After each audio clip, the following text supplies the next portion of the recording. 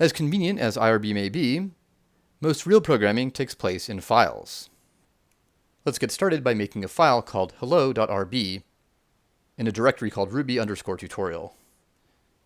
I'll put it in a repos directory, which is where I put my Git repositories.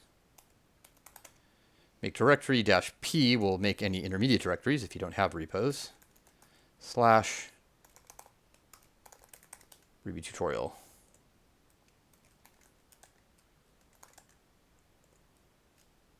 Let's make hello.rb. I like to touch it just to get it going, and then atom dot. I could have just done atom hello.rb, but I really like this.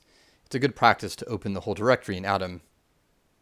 When there's only one file, it doesn't matter, but I think this is a good habit to cultivate.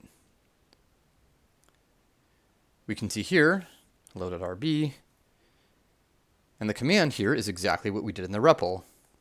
Put s hello world. Save it, and then we run it at the command line using the Ruby command, like this.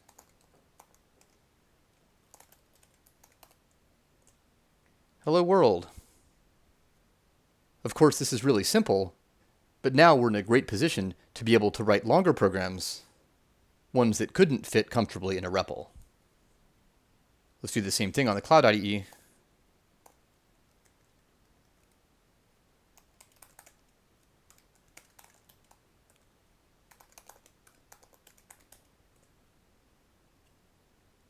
Click over here,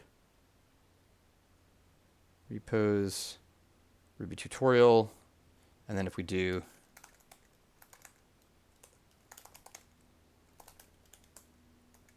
touch hello.rb, refresh it here. There it is. Open it up.